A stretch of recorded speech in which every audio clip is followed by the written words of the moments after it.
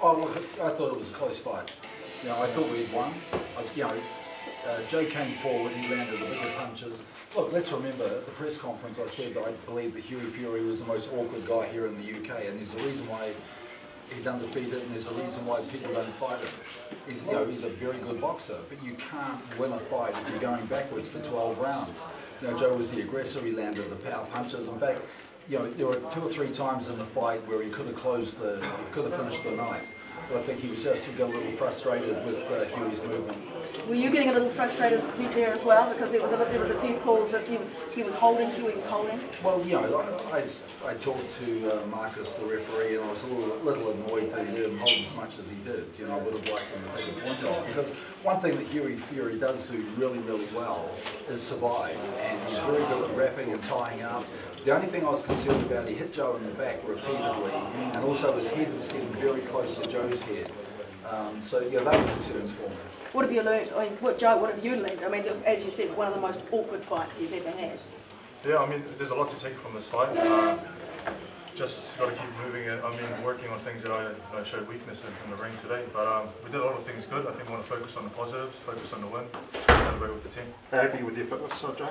My fitness is good. I've got to win another 6-12 rounds. So. Right, and the fast start that you won at Kevin, are you happy with that fast start? I think actually Joe landed a couple of really good punches in the first round that set the scene for the fight. Hughie realised that he couldn't stand there with Joe. He had to move a lot if he was going to survive, and that's what he did. He moved non-stop for 12 rounds. And what does this mean? A guy who hasn't fought for 2 years, you were looking for the knockout. That didn't come. What does that mean in terms of going forward? Well, I'll tell you what it means. It means that we just came halfway across the world to Manchester. We fought an undefeated fighter who was 20-0, who was a world amateur champion, a fighter that other people do not want to fight, and we fought him in his backyard, and we beat him convincingly on 2 judges, and we had a draw on the other judge. So I think it's a pretty damn good performance. And what this does now is this sets the scene for us moving forward to doing business here in the UK. How do you think the fight will be received by the British critics, Kev? I don't know, mate. I don't know how the British critics think. How's the fight been received by the New Zealand critics? No, we're all happy, obviously. But you come here to make a mark. Do you feel like the performance has achieved that? Look, there were a lot of people who thought that Hughie was going to outbox Joe. A lot of boxers. David Hay thought, he thought that Hughie would outbox us. Tyson said to me, I think, I really like Joe. He said, but Hughie's a very good boxer. People can't outbox Hughie. We won convincingly on 2 international judges' cards. So I think it. Yes, yeah. I think it has to be received very well.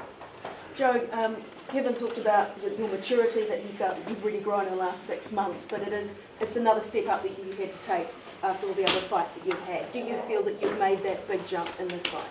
I feel the jump was I haven't made that jump yet. I feel like I improved a lot from the last fight, but there's still a lot to work on. So I'm excited about the improvements that I've made, and I'm more excited about what's to come. And I'm going to keep learning and improving on and getting better. Joe, well done on your victory. 2 questions for you. Hughie caught you with a few uppercuts as well. Yeah. Did he hurt you at all? And then, obviously, you caught him with some big shots. Was you surprised by his punch resistance? He caught me with some shots coming in, so I just needed to work on my movement more. Like Kevin suggested, between rounds, he didn't really hurt me. I don't think he's got good fast hands, he's moved up, I don't think he has a lot of power. I think I caught him with some good shots, and credit to him for dodging the other big shots that came his way. Joe, it was feisty in the weigh-in. What was said after the match? I just said, thanks for the great fight. I can do it again sometime in the future, but well done on coming and putting on a great show. You're in your own backyard. Public, well done.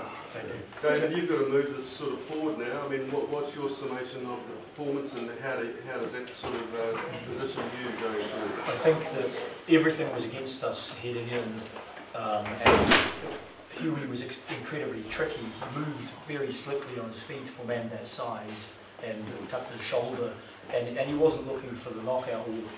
And moving back, it's hard to knock a guy like that out. So I'm just relieved we got the win. Like Kevin said, I thought it was close. I think I should pay credit to the British Boxing Board of Control, because I think they were pretty straight in this case, so credit where it's due. Next steps, it's exciting, if we've taken a loss, it's back to the drawing board in some ways, but Promotionally, it's exciting. The world is our oyster now because we have a voluntary, not a mandatory, which means instead of being forced into one fight, we can negotiate multiple deals at the same time and on our terms. And Kevin and I are looking at options as far afield as Japan. No Japanese heavyweight has ever fought for a heavyweight world title in Tokyo. And there's, you know, our promotional partner Bob Aaron in the United States with his new ESPN deal. So the world is our oyster, and Kevin and I with a lot of work analysing over the next couple of weeks, and we'd like to get back in the ring again pretty quickly, maybe even before the end of the year. Dillian White's already called Joe out on Twitter. Is he someone you look at fighting as a voluntary? We look, it's all risk return. We look at everyone. Dillian White calls everyone out every week. Joe, how are you going to celebrate tonight? First you're going to do this drug test, get that out of the way, and then just relax with the team. It's not just efforts from myself, it's efforts from all the team. There's a lot of people that travel there to watch me fight and support me. People from New Zealand, Vegas, Hong Kong. So I'm going to get together as a team, celebrate and enjoy the night. How did you feel to fight in front of a foreign crowd? It's exciting. It's exciting because it's something new, and you're going to, you know, they're cheering for him, so you really want to make a big upset. Joe, you said you were interested in staying in London and basing yourself there. Any changes on that? I meant basing myself here in terms of fighting more here, you know, because of the heavyweight scene. But we have a great setup in Vegas, so we're happy with. We've got our own gym. You know, I live back home in New Zealand where my family is, so I think I want to spend more time here fighting-wise. So you had a big crack at Eddie Hearn during the week. Will you be giving him a ring now to try and jack him fight? Well, I didn't really have a crack. I just pointed out that he reneged on using the group, and that you know, it's a business, and he's been around a long time. I don't think he's going to delete my phone number. It's, if the deal makes sense, the fight will happen. So will you be calling him? Well, we'll reach out, but you know, there's actually some other options. A lot of his guys that we look at are tied up towards the end of the year. So Kevin and I have some other exciting options that we're looking at. Is that the only fight, is that the kind of forced you to maybe look further afield? Not, well, we have to look further afield, but further afield could be a better option. You know, we could then look at the winner of Hay Valley in the new year. How are your parents holding up, Joe? You put them through the ring with that fight. My parents are good. You know, they trust the work that Kevin and I have put into training camps, and they trust that we're well prepared. So whatever the result, they're happy with, as long as they know that we'll work hard. Joe, are you going to stick around in the UK, or are you going to come back to the Pulev and Joshua fight? I think I'm going to go home. I've been away from home for a long time now. I have to go see my daughter, see my family, see my friends, and maybe come back. I think I need a bit of a break now.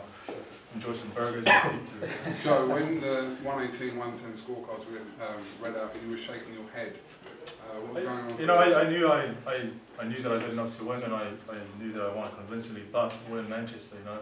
And some of the scorecards in other fights sort of weren't sort of live up to what happened in the fight, so I thought it might have been taken away from us. But I was confident I did the work in the ring, and I did enough to win.